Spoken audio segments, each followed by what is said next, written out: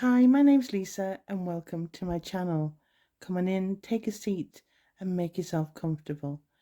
In today's video, I will be talking about some spring appropriate fragrances, and there's some there that are appropriate for the summer too, but just some of my selection I'm going to be talking about today. And if that's something you like, please subscribe and hit the bell if you've enjoyed the video. So let's get started, shall we? So I'm going to start with an honourable mention, and I'm going to go over to these two fragrances.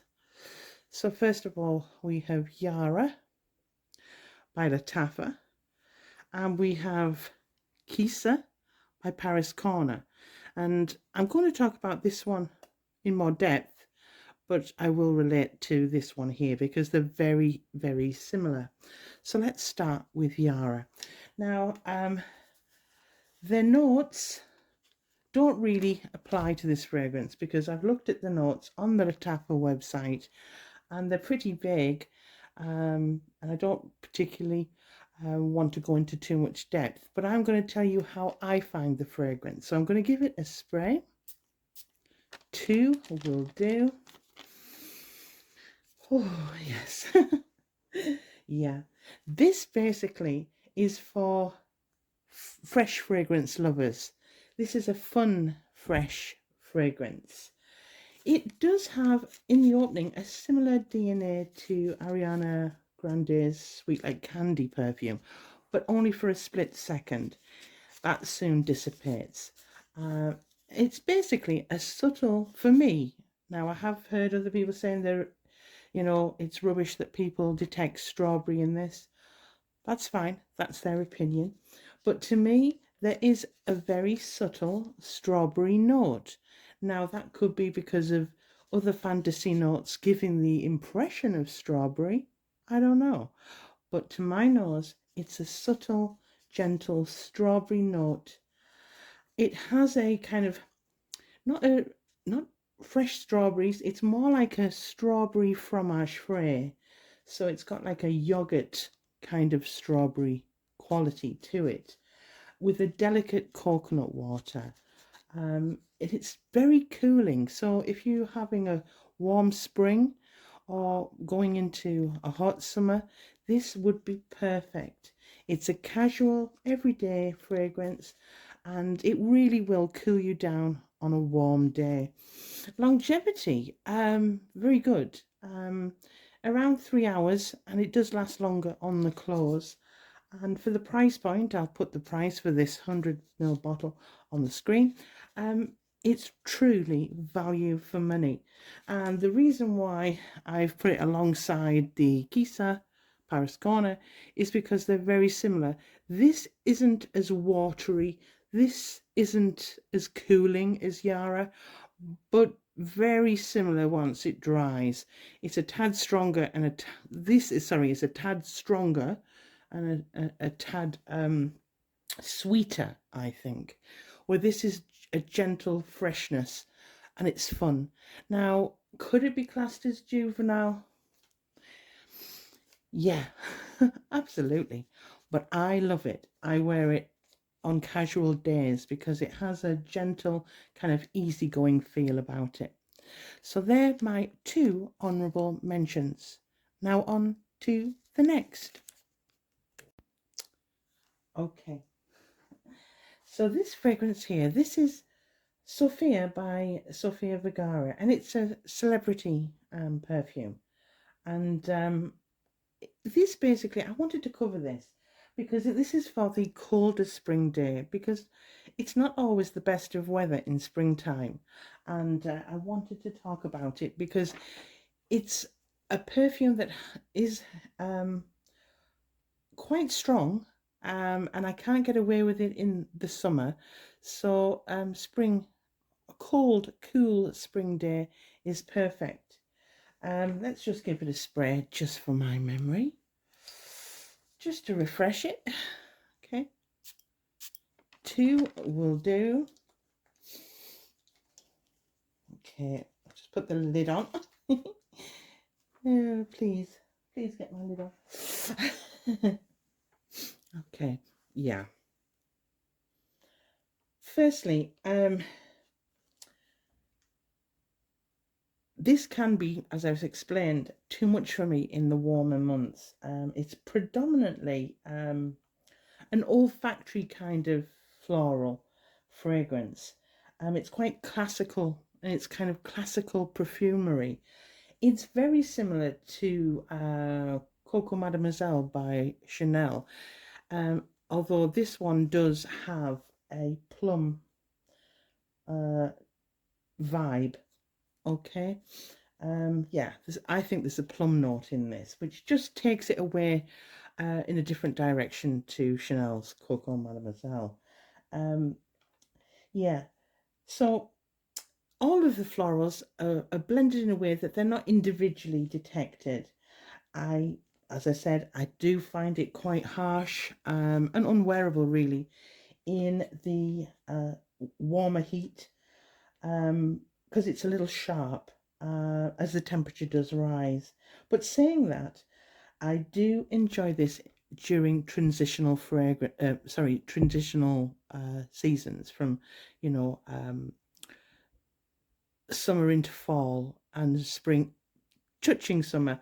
But I wouldn't wear it in high heat, as I've said.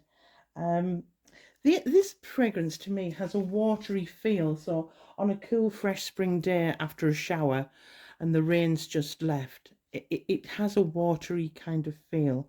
It's quite sophisticated, slightly underrated, and very value for money. Longevity, I would say, a strong 4 hours, and it does project. So it's got everything that more expensive perfumes have, but for a really good price. And that's Sofia Vergara. On to the next. Okay, we're on to the next fragrance. And again, I want to touch on florals because I know for some people and for me, heavy floral perfumes do not work for me. And I know that some of you are exactly the same. But when I talk about Montgalan, and this is the original Eau de Parfum, I believe it was launched in 2017. Um, it really is perfect for people who don't particularly like heavy, harsh white florals. It's wonderful. So I'm going to give this a spray for my memory to be jogged. A piece of paper. If you hear my dogs barking, I'm sorry. There might be somebody at the door. 2 will do. Yeah. Again, this has a freshness to it.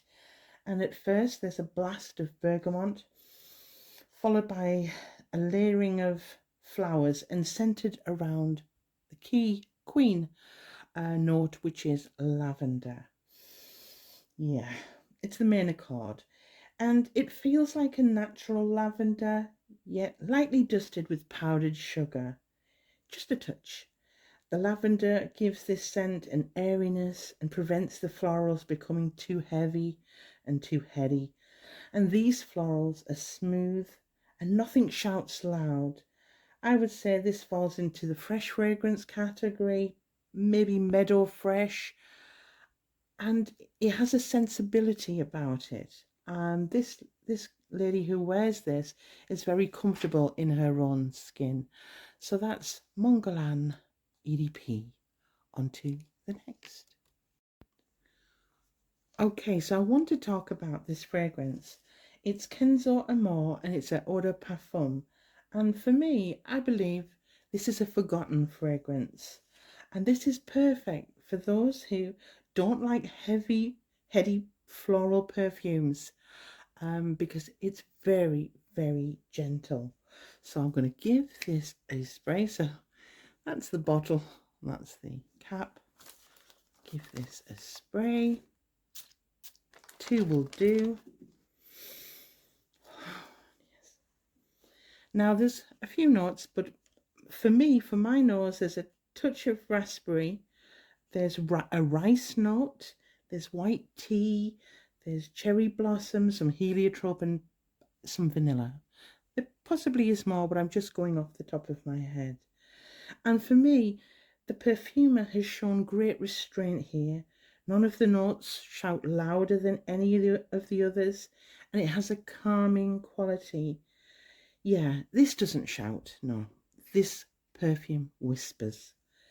It has a creamy rice note, and some people have said that it has a rice pudding feel, and I understand where they're coming from. But this, I don't think it's a rice pudding. I think they're mistaking that for that sweet vanilla touch in the fragrance. For me, it has a creamy steamed rice feel, and then a touch of vanilla added, if you understand. There's a gentle sprinkling of powder to add to its delicate and gentle touch. It's wonderful. It's worth giving a spray and a sample, and it's very reasonably priced at the moment. Very reasonable. I'll put the price on the screen here. Longevity around 3 hours, becoming a skin scent. But because of the price point, it doesn't matter. Overspray, a spray again. You know, take it with you. Um, a lot of people are put out by fragrances that don't last a long time, and I do think that's a personal preference. But for me, if the price point is good, I don't mind overspraying. Now, I might have a serious problem if I'm paying over £100 for a perfume, because you probably expect a little bit more. But this still lingers on clothes for a lot longer than 3 hours. So yeah, a really forgotten fragrance, and it shouldn't be forgotten because I think it's delightful. And that's Kenzo Amo EDP. On to the next. Okay, another floral, perfect for spring fragrance. And this is Shiseido Everbloom. Now, this is an eau de toilette, so I'm not expecting much from the longevity. And it isn't. It lasts around 2 to 3 hours, then becomes a skin scent. But again, I'll put the price on the screen, very affordable. And I absolutely think this is a delightful smelling perfume. So again, for those of you who aren't really are a bit shy and shy away from heavy floral perfumes, floral fragrances, you should really give this a sample. Two will do. Just giving it a spray. Yeah. Okay. This is a fresh floral fragrance. It is soft. It has peony and gardenia. I think there's a touch of orange blossom, but not too much. And there's apple in there, a little bit of rose, a touch of white musk. Yeah. One of the reasons why I love this fragrance is because of its simplicity. It falls into, as I've said, the fresh fragrance category, but it is truly more than that. And hats off to the perfumer, because producing a fragrance that's fresh and beautiful is difficult to achieve. Interesting, it has an apple note, which is, I would say, detectable. And it does help elevate the fragrance. And there's a zen, calming feel to it, a blissfulness. And as you can see, the bottle is cloudy. And when I spray this, because as I say, it's a fresh floral fragrance, it has a kind of airy cloud feel to it. And funnily enough, there's a cloudy, misty feel to the bottle. And it can't be oversprayed. It's inoffensive and it's just a wonderful perfume. And I know these days a lot. I think perfume is going to change. I think it's already beginning to, and I think we're seeing more and more juvenile-like fragrances because I think TikTok has really kind of homed into young people really getting into perfume. And I think we will see more very juvenile kind of vanilla-esque, foodie-esque fragrances coming very, very soon. I know there's a lot already here, but I think we'll see more. And I just wanted to talk about some traditional yet beautiful floral fragrances because there are some out there. Don't be afraid of them. You might find you enjoy some of them. And that's Shiseido Everbloom EDT. On to the next. Okay, we're on the home straight. I'll just grab this one. Look at that dent, and that's my, well, it's definitely my second bottle in the last 2 years. So I think, and I've had this bottle and bought this bottle a couple of times before that. So this is Dior Forever and Ever Eau de Toilette. Now, a lot of people talk about the Dior, the nice little squatty bottles, Miss Dior, but I have never really got into them as much. I found this fragrance and I was smitten, and I want to talk about it because I think it's a highly underrated fragrance and not many people are talking about it. So I'll give it a spray. 2 will do. I've done a full review on this fragrance. If you want to, want to have a look, I'll actually link it below. Yeah, this is absolutely stunning. And again, I want to talk about floral perfumes because there are really, there are some beautiful ones out there. And I think this is one of the finest ones I've smelled. So there's a floral burst in the opening. We've got aquatic jasmine and aquatic freesia, but it's not heavy, it's not heady. Instead, there's a wateriness to this on first spray. There is an ivy note in this, but it's not green. This is not a green fragrance, so don't worry. But that ivy note just adds some character to this wonderful fragrance. And within a few seconds, the most gentle aquatic rose floats in along with other sweet florals, and it's extremely well balanced. None of the notes are shouting loud, and that's what I like about floral fragrances, if they can get that balance right, and instead they all gently whisper together. The entire fragrance for me is ethereal, angelic, and it's simply a heavenly fragrance. And I've always said it, and I will. I believe that Forever and Ever Dior is restrained beauty in a bottle, hard to achieve. Now, for an eau de toilette, and for a very fresh, delicate floral, you would think it wouldn't last long, but boy, oh boy, you will be mistaken. The longevity is around 4 to 5 hours. And after that, it still keeps going on the skin. It's like a soft floral caress. Absolutely stunning.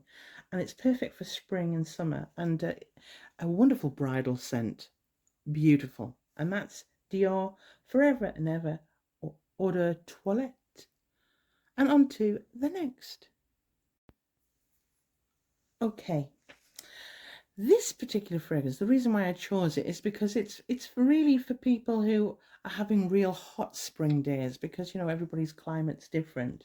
And I wanted to talk about this particular fragrance. And this is Dior by Dior, and it's J'adore Parfum. I think it's Dior. I'll put the correct pronunciation in the description out here on the screen. And this is recently launched, 2022, I believe. And I enjoy this. I'll just give it a spray. Now, this perfume is actually alcohol free, which is unusual. It really is. And so that because there's no alcohol, you can actually use this on your hair. It has moisturizing ingredients. Oh, wow. Oh, wow. Wow, wow, wow, wow, wow. Yeah. Yeah. So it's a water-based scent, and normally water-based fragrances tend to fade, and you usually have to shake the bottle actually before you spray it, but you don't with this. There's no need, and it has a different feel to the usual alcoholic fragrances, and it truly does blend into the skin rather than sitting on top, if you understand. So this opens with a wonderful, uplifting, opalescent, milky mist. All of the flowers, and there's jasmine sambac, honeysuckle, magnolia, I think there's neroli and a little bit of rose. Sorry, forgive me, I'm just basically running off the top of my head. Yeah. And all of those flowers combined and create a silky caress on the skin. It conjures up for me visions of opening doors onto from my villa onto an open view of the ocean. It has that kind of very sophisticated but free as a bird kind of fragrance. Absolutely beautiful. It's lotion like. It does have like a very expensive, high quality lotion like feel. It's absolutely stunning. And if you're just looking for something a little bit different, still has floral aspects, but also has kind of luxury spa added into it, because there is a freshness here. And I think it really holds up in the heat and doesn't become too heady and nauseating. And I think it's worth a sample for sure. And that is Dior J'adore Parfum Dior. And before I go, I just want to mention, because we've been talking about strawberry, and this is just a little mention. It's not a full review. I have ordered another bottle, so this will be my third bottle. I've ordered another 100 ml, and this is New York by Kate Spade. And I forgot about it. That's why I've thrown it in here. This is what I would class as the perfect spring broaching summer scent, because it has a strawberry feel and it has a wild strawberry note. It's absolutely delicious. There's a sweetness. It's sweeter than Yara, and it's more realistic strawberry note. It's absolutely beautiful. It's girly, it's fun, and it's playful. And if you like florals but done in a kind of fruity floral way, try it. Kate Spade New York. And I do believe, yes, it's expensive in certain stores, but I did pick my 100 ml bottle up, and it's on its way to me soon.